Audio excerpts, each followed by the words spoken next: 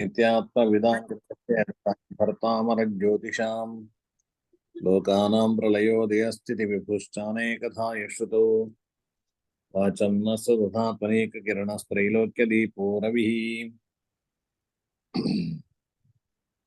यस्योदये जगदिदं प्रतिबोधमेति मध्यस्थितौ प्रसरति प्रकृतिक्रियासु अस्तङ्गतो स्वपति चोच्छ्वसदैकमात्रं भानुः स एव दयति प्रकटप्रभावः।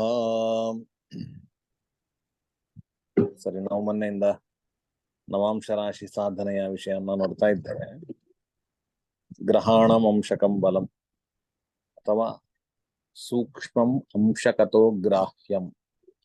ಕೆಲವು ಸೂಕ್ಷ್ಮ ವಿಷಯಗಳನ್ನೆಲ್ಲ ನಾವು ನವಾಂಶಕದಿಂದಾಗಿ ಗ್ರಹಣ ಮಾಡಬೇಕು ಅಂತ ಅಂದ್ರೆ ನವಾಂಶಕಕ್ಕೆ ತುಂಬಾ ಪ್ರಾಧಾನ್ಯತೆ ಇದೆ ಅಂತೇಳಿ ಹಲವು ಆಚಾರ್ಯರ ಅಭಿಮತ.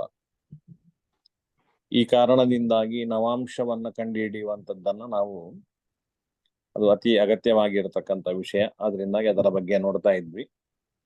ಒಬ್ಬ ಗ್ರಹ ಯಾವ ನಕ್ಷತ್ರದ ಯಾವ ಪಾದದಲ್ಲಿದ್ದಾನೆ, ಅದಕ್ಕೆ ಅನುಸಾರವಾಗಿ ಯಾವ ನವಾಂಶದಲ್ಲಿದ್ದಾನೆ ಅಂತೇಳಿ ನಮಗೆ ತಿಳಿದುಕೊಳ್ಳಿಕ್ಕೆ ಬರ್ತದೆ.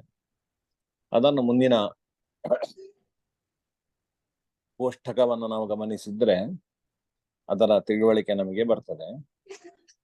ಯಾವುದಾದ್ರೂ ಒಬ್ಬ ಗ್ರಹ ಅಶ್ವಿನಿ ನಕ್ಷತ್ರದಲ್ಲಿದ್ದರೆ, ಅಶ್ವಿನಿ ನಕ್ಷತ್ರದ 1ನೇ ಪಾದದಲ್ಲಿದ್ದರೆ ಅವನ ನವಾಂಶಕವು ಮೇಷರಾಶಿಯಲ್ಲಿ ಇರ್ತದೆ.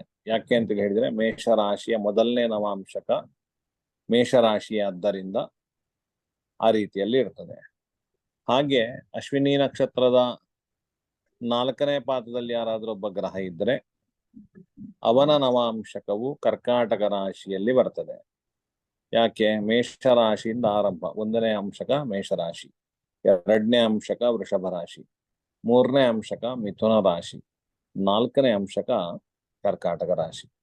ಅದರಿಂದಾಗಿ ಅಶ್ವಿನಿ ನಕ್ಷತ್ರ 4 ಅಂತೇಳಿ ಹೇಳಿದ್ರೆ ಆ ಒಬ್ಬ ಗ್ರಹನ ಸ್ಥಿತಿ ಅಶ್ವಿನಿ ನಕ್ಷತ್ರದಲ್ಲಿ 4ನೇ ಪಾದದಲ್ಲಿ ಇದ್ದಾನೆ ಅಂತೇಳಿ ಹೇಳಿದ್ರೆ ಅವನ ಅಂಶಕವು ಕರ್ಕಾಟಕ ರಾಶಿ, ಮೇಷರಾಶಿಯಲ್ಲಿ ಅವನ ಸ್ಥಿತಿ, ಕರ್ಕಾಟಕ ರಾಶಿಯಲ್ಲಿ ಅವನ ಅಂಶಕವು ಇರ್ತದೆ. ಹೀಗೆ ಕ್ರಮವಾಗಿ ನಾವು ಕಂಡುಹಿಡಿತಾ ಹೋಗ್ಬೇಕು. ನೀವು ನಾನು ಕೇಳ್ತಾ ಹೋಗ್ತೇನೆ, ನೀವು ಹೇಳ್ತಾ ಹೋಗಿ. ಆರ್ದ್ರ ನಕ್ಷತ್ರದ 3ನೇ ಪಾದದಲ್ಲಿ ಒಬ್ಬ ಗ್ರಹ ಇದ್ರೆ ಯಾವ ರಾಶಿಯಲ್ಲಿ ಇರ್ತಾನೆ, ಯಾವ ನವಾಂಶಕದಲ್ಲಿ ಇರ್ತಾನೆ?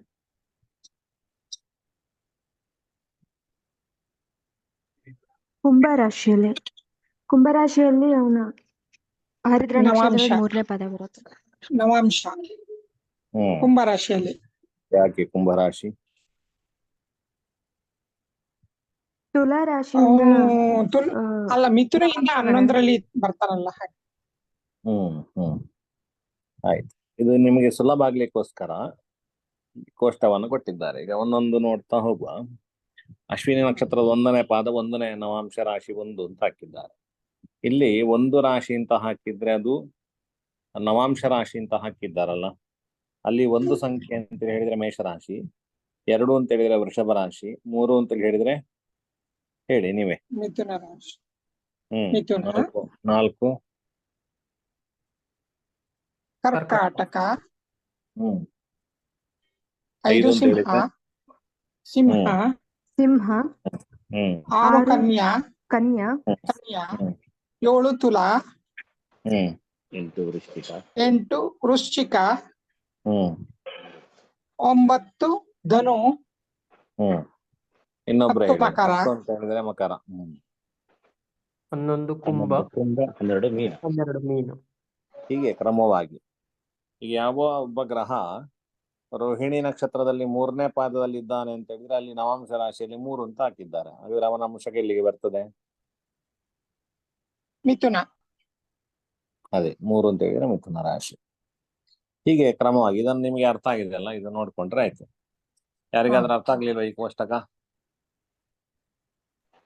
ಆಕ್ಚುಲಿ ನಾನು ಲೇಟ್ ಆಗಿ ಜಾಯ್ನ್ ಆದೆ, ಚೂರು ಹೇಳ್ಬೋದು ಇನ್ನೊಂದ್ಸಲ ದಯಮಾಡಿ. ಏನಿಲ್ಲ, ಅಲ್ಲಿ ಕೋಷ್ಟಕದಲ್ಲಿ ಸುಲಭ ಉಂಟು, ಪಾಠಕ್ಕೆ ಶುರು ಆಗಿದ್ದಷ್ಟೇ. ಸರಿ ಸರ್. ಒಬ್ಬ ಗ್ರಹನಿಗೆ ನವಾಂಶಕ ಯಾವುದು ಇರ್ತದೆ ಅಂತೇಳಿ. ಈಗ ನಾವು ಮೊನ್ನೆ ಯಾವ ನಕ್ಷತ್ರದಲ್ಲಿ ಇದ್ರೆ ಯಾವ ಪಾದದಲ್ಲಿ ಇದ್ರೆ ಅಂತ ಹೇಳುವಂತದನ್ನ ಮೊನ್ನೆ ನೋಡಿದ್ದೇವೆ ಅಲ್ವಾ? ಮೊನ್ನೆ ಪಾಠ ಆಚಾರ್ಯ. ಆಗಿದೆ ಅದು. ನಾನು 2 ದಿವಸ ಬಂದಿಲ್ಲ ಸರ್, ಮಳೆ ಅದಕ್ಕೆ ಕಾರಣ ನಾನು ಇಲ್ಲ ಇಲ್ಲ ಇಲ್ಲ ಇಲ್ಲ, ಅದಕ್ಕೆ ಗೊತ್ತಾಗಿಲ್ಲ ಸರ್. ಅದಕ್ಕೆ ರೆಕಾರ್ಡಿಂಗ್ ಸರಿ. ಕೇಳಬೇಕು. ಸರಿ ಸರಿ ಆಚಾರ್ಯ. ಸರಿ. ಒಬ್ಬ ನಕ್ಷತ್ರದಲ್ಲಿ ಪಾದದಲ್ಲಿ ಇರ್ತಾನೆ ಒಬ್ಬ ಗ್ರಹ ಅಲ್ವಾ. ಹೌದು ಆಚಾರ್ಯ. ನವಾಂಶವಿದೆ, ಇದು ಗೊತ್ತಾಗ್ಲಿಲ್ಲ ಅಂತ ಹೇಳಲಿಕ್ಕಿಲ್ಲ, ಯಾಕೆಂದ್ರೆ ಇದು ಆರಂಭದ ವರ್ಷದ ಪಾಠ ಅಲ್ಲ. ಹೌದು ಹೌದು. ಅದರಿಂದಾಗಿ ಬೃಹಜಾತಕದಲ್ಲಿ ಇದು ಪಾಠ ಆಗಿದೆ. ನವಾಂಶವನ್ನು ಕಂಡುಹಿಡಿದು ಹೇಗೆ ಹಾ ಸರಿ ಆಚಾರ್ಯ. ಸರಿ ಅಲ್ಲ, ನಂಗೆ ಹೇಳ್ಬೇಕು. ಆಚಾರ್ಯ ಗೊತ್ತಾಗಿಲ್ಲ ಆಚಾರ್ಯ, ಕೇಳಿಸಿಲ್ಲ. ಅದೇ ನವಾಂಶ ಯಾವ ರಾಶಿಗೆ ಎಲ್ಲಿಂದ ಪ್ರಾರಂಭ ಆಗ್ತದೆ? ಆಚಾರ್ಯ ಬರ್ಕೊಂಡಿದ್ದೀನಿ ತಲೆಯಲ್ಲಿನ. ತೌಲಿ ಚಂದ್ರ ಭವನ. ಹೌದೌದು. ತೌಲಿ ಚಂದ್ರ ಭವನ ಆದಿ ನವಾಂಶ ವಿಧಿ. ಏನದ್ರ ಅರ್ಥ ಏನು? ಅದೇ ಮೇಷ, ಸಿಂಹ, ಧನಸ್ಸು, ಮತ್ತೆ ತೌಲಿ ಚಂದ್ರ.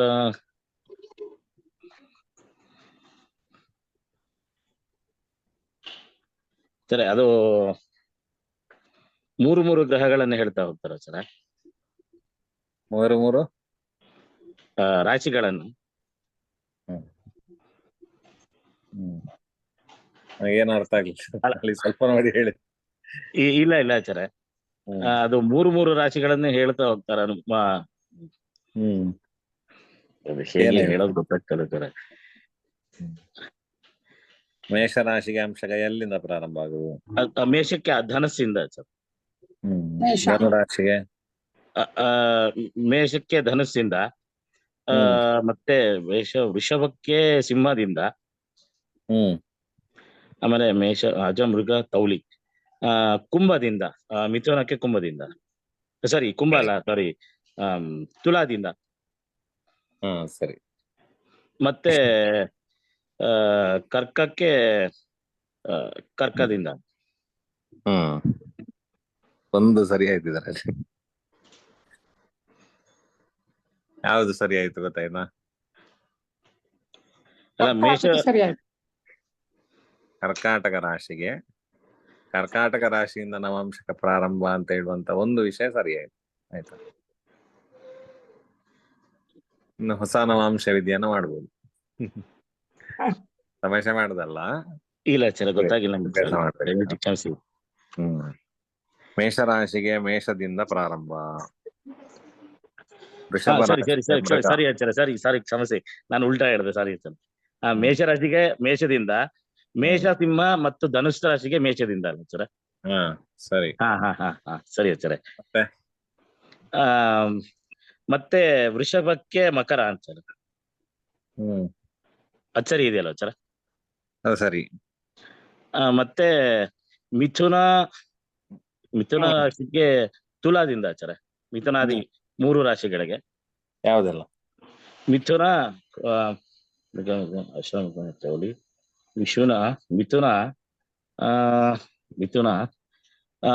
ಮಿಥುನ ಮತ್ತೆ ತುಲಾ ಮತ್ತೆ ಕುಂಭ ರಾಶಿಗೆ ಆಚಾರ್ಯ. ಸರಿ. ಕರ್ಕಾಟಕ, ಕರ್ಕಾಟಕಕ್ಕೆ ಕರ್ಕಾಟಕದಿಂದ. ಯಾವ ರಾಶಿಯಲ್ಲಿ? ಇನ್ನು ಉಳಿದಿರೋದು 3: ಕರ್ಕಾಟಕ, ಧನುಸ್ ಅಲ್ಲ, ಮೀನ, ಮತ್ತೆ ಕರ್ಕಾಟಕ, ಮೀನ, ವೃಶ್ಚಿಕ. ಅದು ಕರ್ಕಾಟಕದಿಂದ ಗಣನೆ. ಸರಿ ಸರಿ ಸರಿ. ಕರ್ಕಿ, ವೃಶ್ಚಿಕ, ಮೀನ ರಾಶಿಗಳಿಗೆ ಕರ್ಕಾಟಕದಿಂದ ಪ್ರಾರಂಭ. ಈಗ ಇದರಲ್ಲಿ ನೆಕ್ಸ್ಟ್ ಕೋಷ್ಟಕ ಉಂಟಲ್ಲ? ಸರ್. ಕೋಷ್ಟಕದಲ್ಲಿ ಗ್ರಹರು ಯಾವ್ದಾವ್ದೋ ಒಂದು ನಕ್ಷತ್ರದ ಯಾವ್ದೋ ಒಂದು ಪಾದದಲ್ಲಿ ಇರ್ತಾರಲ್ವಾ? ಬರ್ದು ನಮಗೆ ಆಚರಣೆಗೆ. ಈಗ ನಿಮ್ಮ ನಕ್ಷತ್ರ ಯಾವ್ದು?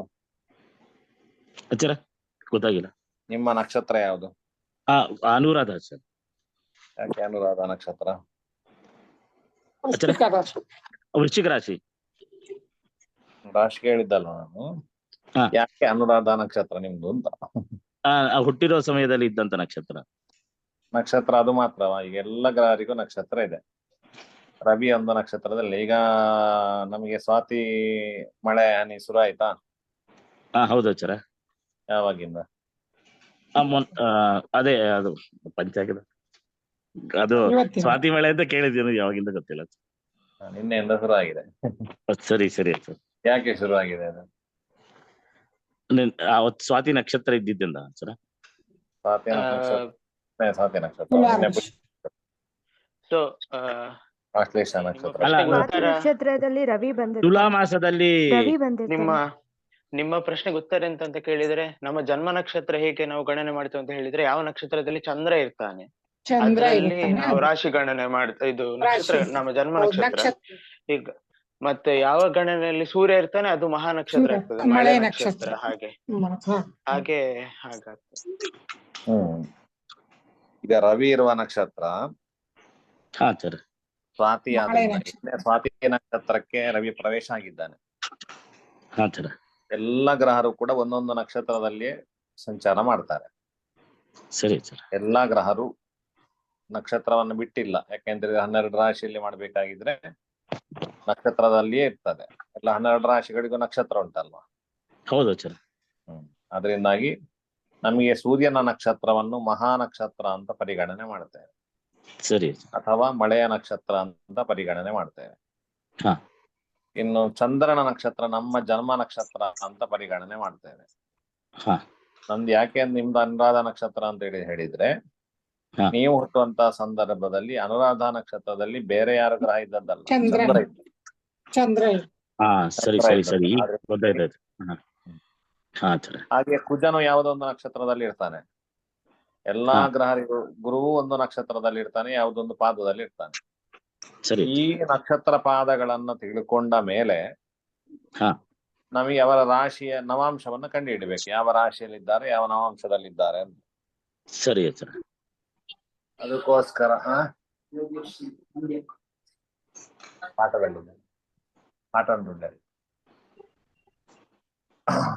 ಹಾಗೆ ನಮಗೆ ಎಲ್ಲಾ ನಕ್ಷತ್ರಗಳಲ್ಲಿ ಎಲ್ಲಾ ಗ್ರಹರು ಕೂಡ ಯಾವುದೊಂದು ನಕ್ಷತ್ರದ ಪಾದದಲ್ಲಿ ಇರ್ತಾರೆ. ಈಗ ಯಾವುದೋ ಒಬ್ಬ ಗ್ರಹ ಪುಷ್ಯ ನಕ್ಷತ್ರದ 4ನೇ ಪಾದದಲ್ಲಿ ಇದ್ದ ಅಂತ ಹೇಳಿದ್ರೆ ಯಾವ ನಕ್ಷತ್ರ, ಯಾವ ರಾಶಿಯಲ್ಲಿ ಇರ್ತಾನೆ? ಪುಷ್ಯ ಕರ್ಕಾಟಕ. ಅವನ 4ನೇ ಪಾದದ ಅಂಶಕ್ಕೆ ಯಾವ ರಾಶಿಗೆ ಬರ್ತದೆ? ವೃಶ್ಚಿಕ. ಅಲ್ಲ, ವೃಶ್ಚಿಕ. ಆಚಾರ್ಯ ಇನ್ನೊಂದ್ಸಲ ಆಯ್ತಾರ ಏನ್ತಿಲ್ಲ. ಪುಷ್ಯ ನಕ್ಷತ್ರ ನಕ್ಷತ್ರದ 4ನೇ ಪಾದ ಯಾವ ರಾಶಿಯಲ್ಲಿ ಅಂಶಕ್ಕೆ ಬರ್ತದೆ ಅವನಿಗೆ? 4ನೇ ಪಾದ ವೃಶ್ಚಿಕ ಆಚಾರ. ವೃಶ್ಚಿಗೆ ಯಾಕೆ? ಅದು ಯಾಕೆ ಅಂತ ನವಾಂಶ ಕರ್ಕಾಟಕ ರಾಶಿಯಲ್ಲಿ ಒಬ್ಬ ಗ್ರಹ ಇದ್ರೆ ಆಚಾರ ಅವನಿಗೆ ಅಂಶಕ್ಕೆ ಎಲ್ಲಿಂದ ಪ್ರಾರಂಭ ಆಗುದು? ಕರ್ಕಾಟಕದಿಂದ. ಹೌದು, ಅಲ್ಲ ಕರ್ಕದಿಂದ. ಹೌದು ಆಚಾರ, ಕರ್ಕದಿಂದ. ಸರಿ, ಹಾಗಿದ್ರೆ ಕರ್ಕಾಟಕ ರಾಶಿಯಲ್ಲಿ ಯಾವ ನಕ್ಷತ್ರಗಳು ಬರ್ತದೆ? ಕರ್ಕಾಟಕದಲ್ಲಿ ಪುನರ್ವಸು, ಪುಷ್ಯ ಮತ್ತೆ ಆಶ್ಲೇಷ. ಪುನರಸ್ವ ನಕ್ಷತ್ರದ 4ನೇ 4ನೇ ಪಾದ. ಪುನರ್ವಸು ನಕ್ಷತ್ರ 4ನೇ ಪಾದ ಮತ್ತು ಆಶ್ಲೇಷ ನಕ್ಷತ್ರ 4ನೇ ಪಾದವರೆಗೂ ಬರುತ್ತೆ. ಸರಿ.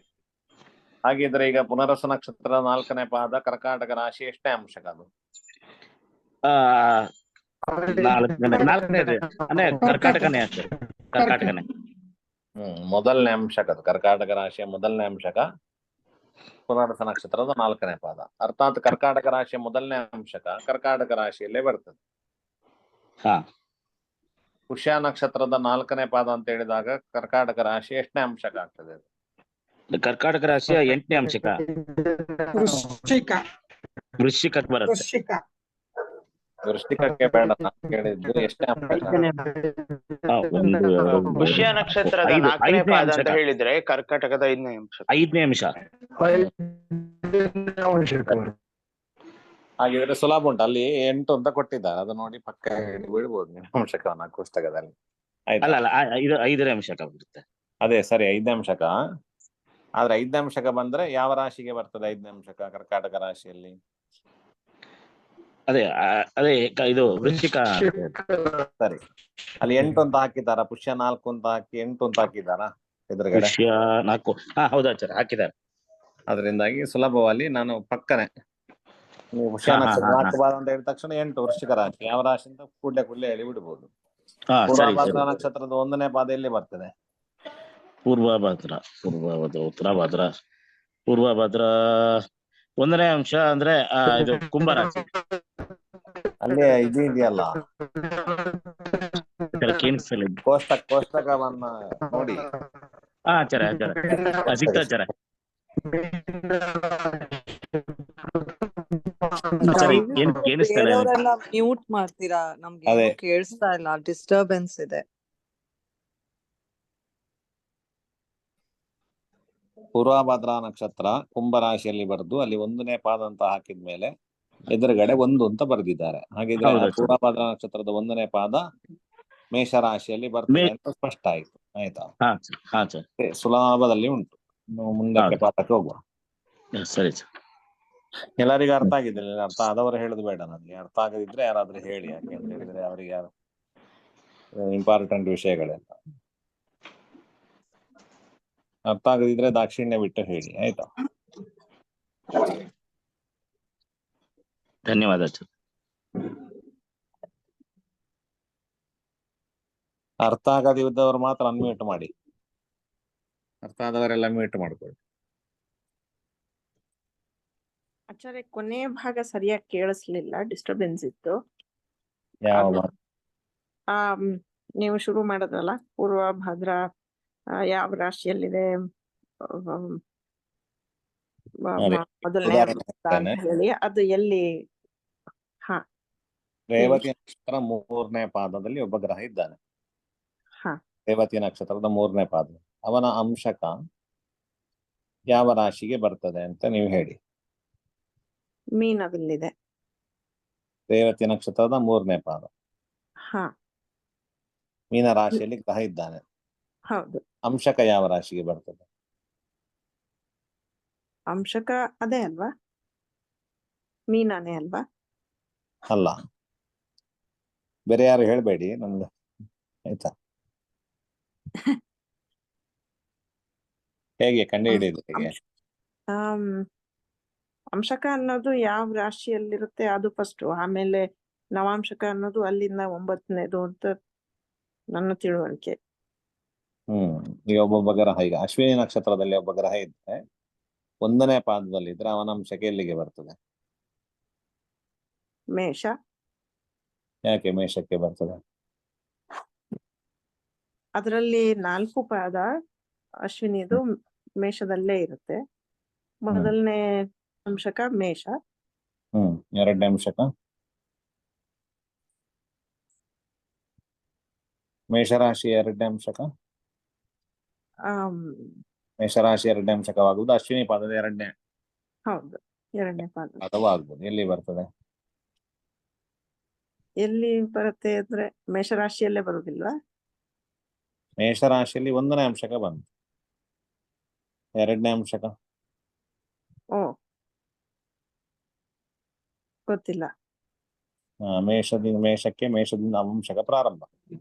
ಮೇಷ, ಹಾ ವೃಷಭ, ಮಿಥುನ, ಕರ್ಕಾಟಕ, ಸಿಂಹ, ಕನ್ಯಾ, ತುಲಾ, ವೃಶ್ಚಿಕ, ಧನು, ಹೀಗೆ 9 ಅಂಶಕಗಳು ಮೇಷರಾಶಿಯಲ್ಲಿ ಬರ್ತದೆ. ಹೌದು. 2ನೇ ಪಾದದಲ್ಲಿ ಇದ್ರೆ ಎಲ್ಲಿಗೆ ಅಂಶಕ ಬರ್ತದೆ?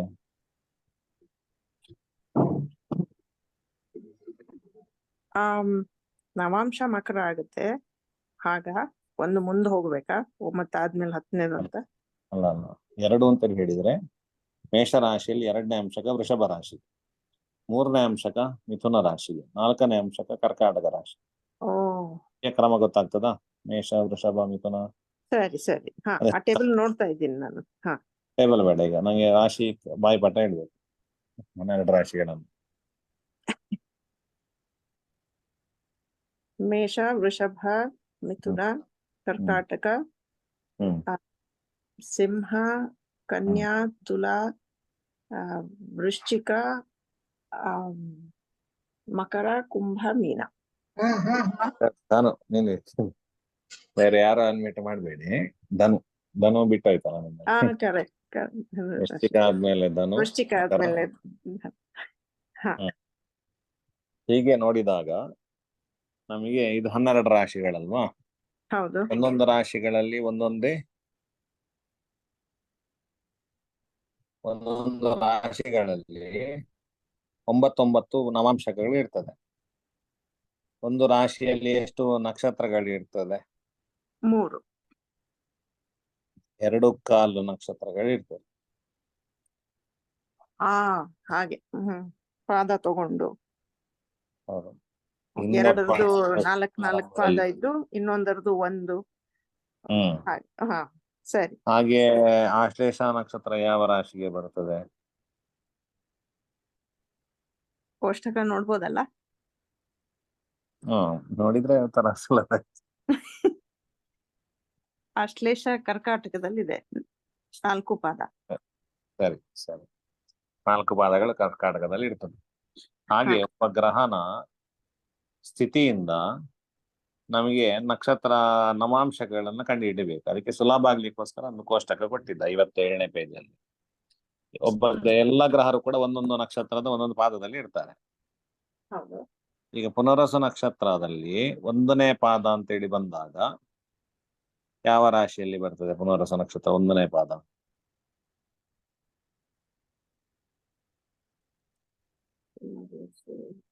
ಕರ್ಕಾಟಕ. ಪುನರಸು ನಕ್ಷತ್ರದ 1ನೇ ಪಾದ ಯಾವ ರಾಶಿ ಅಂತ ಕೇಳಿ. ಕರ್ಕಾಟಕ. ಪುನರಸು ನಕ್ಷತ್ರ ಬರೋದು ಮಿಥುನ ರಾಶಿಯಲ್ಲಿ ಬರ್ತದೆ. ಮಿಥುನ ರಾಶಿಯಲ್ಲಿ ಮೃಗಶಿರ ನಕ್ಷತ್ರದ 3ನೇ ಪಾದ 4ನೇ ಪಾದ. ಕರೆಕ್ಟ್. ನೀವು ಫಸ್ಟಿಗೆ ಈ ಕೋಷ್ಟಕ ಕಂಡುಹಿಡಿಬೇಕು. ಯಾವುದು? 19ನೇ ಪೇಜಲ್ಲಿ ಒಂದು ಕೋಷ್ಟಕ ಇದೆ ನೋಡಿ. ಕರೆಕ್ಟ್. ಅದು ನೋಡ್ತಾ ಇದ್ದೀನಿ. ಅದ ಅರ್ಥ ಆಗಿದೆ ನಿಮಗೆ? ಆಗಿದೆ. ಪುನರ್ವಸು 1, 2, 3 ಮಿಥುನದಲ್ಲಿದೆ. 4ನೇದು 1 ಪಾದ ಕರ್ಕಾಟಕದಲ್ಲಿದೆ. ಹಾಗಿದ್ರೆ ಪುನರ್ವಸು ನಕ್ಷತ್ರ 1ನೇ ಪಾದದಲ್ಲಿ ಒಬ್ಬ ಗ್ರಹ ಇದ್ರೆ ಯಾವ ನಕ್ಷತ್ರದಲ್ಲಿ, ಯಾವ ರಾಶಿಯಲ್ಲಿ ಇರ್ತಾನೆ? ಮಿಥುನದಲ್ಲಿ ಇರ್ತಾನೆ. ಅವನ ಅಂಶಕ ಎಲ್ಲಿಗೆ ಅಂತೇಳಿ ಈಗ ಕಂಡುಹಿಡಿಬೇಕು. ಅಂಶಕ 8 ಅಂತಾಗತ್ತಾ? ಈಗ ಪುನರ್ವಸು ನಕ್ಷತ್ರದ 1ನೇ ಪಾದ ಆದ್ರೆ ಮಿಥುನ ರಾಶಿಯಲ್ಲಿ ಅದು ಎಷ್ಟನೇದ್ದಾಗಿ ಬರ್ತದೆ? ಮೃಗಶಿರ ನಕ್ಷತ್ರದ 3, 4ನೇ ಪಾದ 2 ಆಯ್ತಲ್ಲ. ಮೃಗಶಿರ ನಕ್ಷತ್ರದ 3ನೇ ಪಾದ 1ನೇ ಅಂಶಕ.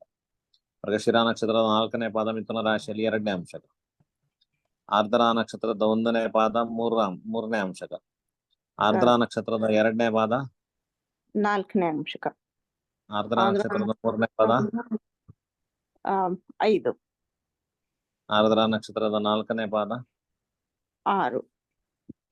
ಪುನರಸು ನಕ್ಷತ್ರದ 1ನೇ ಪಾದ 7ನೇ ಅಂಶಕ. 7ನೇ ಅಂಶಕ.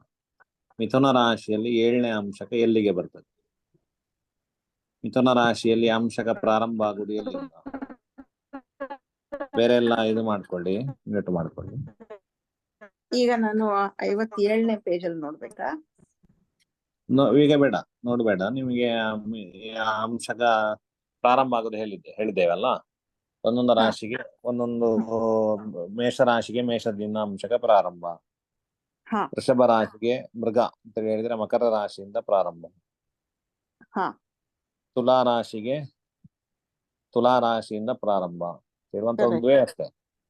ಹಾಗೆ ಮೇಷರಾಶಿಗೆ ಇದು ಸ್ವಲ್ಪ ತಪ್ಪಿದ್ದಾನೆ. ಮೇಷರಾಶಿಗೆ ಮೇಷರಾಶಿಯಿಂದ ಅಂಶಕ ಪ್ರಾರಂಭ. ವೃಷಭ ರಾಶಿಗೆ ಮಕರ ರಾಶಿಯಿಂದ ಅಂಶಕ ಪ್ರಾರಂಭ. ಮಿಥುನ ರಾಶಿಗೆ ತುಲಾ ರಾಶಿಯಿಂದ ಅಂಶಕ ಪ್ರಾರಂಭ. ಚಂದ್ರಭವನ ಅಂತ ಹೇಳಿದ್ರೆ ಕರ್ಕಾಟಕ ರಾಶಿಯಿಂದ ಅಂಶಕ ಪ್ರಾರಂಭ. ಹೀಗೆ ಕ್ರಮವಾಗಿ ಬರ್ತಾ ಬರಬೇಕು ನಮಗೆ.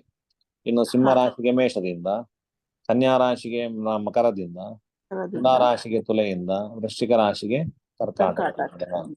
ಹಾಗೆ ಪುನಃ ಧನು ರಾಶಿಗೆ ಮೇಷದಿಂದ, ಮಕರಕ್ಕೆ ಮಕರದಿಂದ, ಕುಂಭಕ್ಕೆ ತುಲಾಯಿಂದ, ಮೀನರಾಶಿಗೆ ಕರ್ಕಾಟಕದಿಂದ. ಸರಿ. ಹಾಗಿದ್ದಾಗ ಈಗ ಮಿಥುನ ರಾಶಿಗೆ ಯಾವ ರಾಶಿ ಬಂತು ಪ್ರಾರಂಭಕ್ಕೆ? ಒಂದು ನಿಮಿಷ. ಮಕರ, ತುಲಾ ರಾಶಿಯಿಂದ ಪ್ರಾರಂಭ. ತುಲಾ ರಾಶಿಯಿಂದ 7ನೇ ರಾಶಿ ಯಾವ್ದು? ಮೇಷ. ಮೇಷ ಮೇ- ಅಲ್ವಾ? ಮೇಷ. ಹಾ ಈಗ ನೀವು 57ನೇ ಪೇಜಲ್ಲಿ ಕೋಷ್ಟಕ ಹಾ. ನೋಡಿದ್ರಾ? ಅಲ್ಲಿ ಹಾ. ಮಿಥುನ ರಾಶಿ ಅಂತ ಬರೆದು ಪುನರಾಸು 1 ಅಂತ ಬರೆದು ಹಾ. ಅದರ ಎದುರುಗಡೆ 1 ಅಂತ ಹಾಕಿದ್ದಾರೆ. ಹೌದು. 1 ಅಂತ ಹೇಳಿದ್ರೆ ಮೇಷರಾಶಿ ಎಂಬುದಾಗಿ ಅರ್ಥ. ಆರ್ದ್ರಾ ನಕ್ಷತ್ರದ ನಾಲ್ಕನೇ ಪಾದದಲ್ಲಿ ಯಾರಾದ್ರೂ ಗ್ರಹ ಇದ್ರೆ 12 ಅಂತ ಹೇಳಿದ್ರೆ ಮೀನ ರಾಶಿಯಲ್ಲಿ ಇರ್ತಾನೆ ಅಂತ ಅದರ ಅರ್ಥ. ಸರಿ ಸರಿ. 12ನೇ ರಾಶಿ ಮೀನ ರಾಶಿ ಅಲ್ವಾ? ಹಾ ಹಾ ಹಾಗೆ ಈ ಕೋಷ್ಟಕವನ್ನು ನೋಡಿದ್ರೆ ಸುಲಭದಲ್ಲಿ ನಾವು ಅರ್ಥ ಮಾಡಿಕೊಳ್ಳಲಿಕ್ಕೆ ಬರ್ತದೆ. ಒಬ್ಬ ಶತಭಿಷ ನಕ್ಷತ್ರದ 2ನೇ ಪಾದದಲ್ಲಿ ಇದ್ದಾನೆ ಅಂತ ಹೇಳಿದ್ರೆ 59ನೇ ಪೇಜ್ ಅಲ್ಲಿ ಹೇಳಿ. ಅಲ್ಲಿ ಎದುರುಗಡೆ ಯಾವ್ದಿದೆ? ಹಾ ಶತಭಿಷಕ್ ಶತಭಿಷ ಬರೆದು 2 ಬರೆದು ಮತ್ತೆ ಏನ್ ಬರ್ದಿದ್ದಾರೆ ಅಲ್ಲಿ ಎದುರುಗಡೆ? 10 ಬರ್ದಿದ್ದಾರೆ. 10 ಅಂತ ಹೇಳಿದ್ರೆ ಯಾವ ರಾಶಿ? ಕುಂಭ. ಕುಂಭನ ಇಲ್ಲ ಕುಂಭನ. ಮಕರನ. 1 ನಿಮಿಷ. 10 ಮಕರ. ಮಕರ ರಾಶಿ. ಹೀಗೆ ಅಂದ್ರೆ ಶತಭಿಷ ನಕ್ಷತ್ರ 2ನೇ ಪಾದದಲ್ಲಿ ಇದ್ದಾನೆ ಅಂತ ಹೇಳಿದ್ರೆ ಆ ಗ್ರಹನ ಅಂಶಕವು ಮಕರದಲ್ಲಿ ಬರ್ತದೆ. ಇದು ಸುಲಭದಲ್ಲಿ ಕೋಷ್ಟಕ ಅರ್ಥ ಆಗ್ಲಿಕ್ಕೆ ಕೊಟ್ಟಿದ್ದು. ಸರಿ ಸರಿ.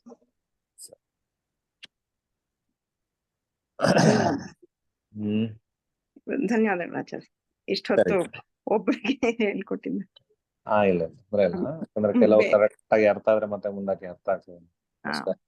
ಬೇರೆಯವ್ರನ್ನೆಲ್ಲ ಕಾಯಿಸಿದ್ದಕ್ಕೆ ಸಾರಿ. ಇಲ್ಲ ತೊಂದ್ರೆ ಇಲ್ಲ. ಹೀಗೆ ತುಂಬಾ ಪಾಠ ಆಗಿದೆ ಅಲ್ಲ? ಇನ್ನೂ ಪಾಠ ಅರ್ಥ ಆಗದ್ರೆ ಏನು ಅರ್ಥ ಆಗುದಿಲ್ಲ. ಮತ್ತೆ ಹೆಚ್ಚಿನವರು ನಮಗೆ ಹೋದ ವರ್ಷದ ಬ್ಯಾಚಿನವರು ಅವರಿಗೆ ಸುಲಭದಲ್ಲಿ ಅರ್ಥ ಆಗ್ತದೆ. ಅದು ಅವರಿಗೆ ಅರ್ಥ ಆದಾಗ ಈ ಕಡೆ ಸೂರ್ಯನ ಬ್ಯಾಚಿನವರಿಗೆ ಸ್ವಲ್ಪ ನಿಧಾನಕ್ಕೆ ಅರ್ಥ ಆಗ್ತದೆ. ಆ ಸಮಸ್ಯೆಯಿಂದ ನಿಮಗೆ ಹೇಳಿದ್ದೆ ಅಷ್ಟೇ ನಾನು. ಬೇರೆಯವರು ಇದ್ರು ಕೂಡ ಒಂದು ಸ್ವಲ್ಪ ದಾಕ್ಷಿಣ್ಯ ಬಿಟ್ಟು ಕೇಳಿ ಆಯ್ತಾ? ಬೇರೆಯವರಿಗೆ ಇಷ್ಟ ಹೇಳಿದ್ದು ಅರ್ಥ ಆಗದಿದ್ರು ತೊಂದ್ರೆ ಇಲ್ಲ, ಅರ್ಥ ಆಗುದಿಲ್ಲ ಕೆಲವು ಸಲ. ಬೇರೆ ಎಲ್ರಿಗೆ ಅರ್ಥ ಆಗಿದ್ಯಾ? ಆತರ ಸರಿ, ಅರ್ಥ ಆದಾಗ ಸಮಯ ಆಗಿದೆ ಆಯ್ತಾ? ನನ್ನಿಂದ ಆಗಿದ್ದು ಆಚಾರ್ಯ ಕ್ಷಮಿಸಿ. ಇಲ್ಲ ತೊಂದರೆ ಇಲ್ಲ. ಅದನ್ನ ಹೇಳಿದ್ದಲ್ಲ ನಿಮ್ಗೋಸ್ಕರ ಅಂತ ಇದೆಯಲ್ಲ. ಅರ್ಥ ಆದದ್ದು ಇನ್ನೊಬ್ಬರಿಗೆ ಇನ್ನೂ ಸರಿಯಾಗಿ ಅರ್ಥ ಆಗ್ತದೆ. ಅರ್ಥ ಆದವರಿಗೆ ಇನ್ನೊಂದ್ಸಲ ಕೇಳಿದಾಗ ಅದು ಇನ್ನೂ ಸರಿಯಾಗಿ ಅರ್ಥ ಆಗ್ತದೆ. ಅರ್ಥ ಆಗದವರಿಗೆ ಅರ್ಥ ಆಗ್ತದೆ. ಸರಿ, ಮತ್ತೆ ತುಂಬಾ ಜನ ಇಲ್ಲ, ಇವರು 10 ಜನ ಇರುವುದಷ್ಟೇ ಪಾಠದಲ್ಲಿ. 10ರಿಂದ 20 ಒಳಗೆ. 20 ಇದಕ್ಕೆ ಬೃಹಜಾತಕ ಸೇರಿದಾಗ 20 ಆಗ್ತದೆ ಅಷ್ಟೇ. ಸರಿ ಸರಿ. ಅದರಿಂದಾಗಿ ಇದರ ನನಗೆ ರೆಕಾರ್ಡಿಂಗ್ ಉಂಟು ಅಂತ ಹೇಳಿ ಯಾರಿಗೂ ಅರ್ಥ ಮಾಡಿಸ್ತಾ ಇರ್ಲಿಲ್ಲ. ಜನ ಕಡಿಮೆ ಆಗಿದೆ ಅದರಿಂದಾಗಿ ತೊಂದ್ರೆ ಇಲ್ಲ. ಇನ್ನು ಅರ್ಥ ಇದ್ದವರಾದ್ರೂ ಕಳೆಯುದು ಬೇಡ. ಶ್ರೀಕೃಷ್ಣ ಅರ್ಪಣಮಸ್ತು. ಇವತ್ತಿನ ಪಾಠ ಮೂರ್ತಿತ್ವೇ ಪರಿಕಲ್ಪಿತ ಶತಪೃತೋ ವರ್ತ್ಮ ಪುನರ್ಜನ್ಮನಾಂ ಆತ್ಮೇತಿ ಆತ್ಮವಿದಾಂ ಕ್ರತಶ್ಚೇಡತಾಂ ಭರ್ತಾಮರ ಜ್ಯೋತಿಷಾಂ ಲೋಕಾನಾಂ ಪ್ರಳಯೋದಯ ಸ್ಥಿತಿ ವಿಪೃಶ್ಚಾನೇಕಧಾ ಯಶ್ರುತೋ ವಾಚಂನ ಸದುಧಾತ್ಮನೇಕ ಕಿರಣ ಸ್ತ್ರೈಲೋಕ್ಯ ದೀಪೋ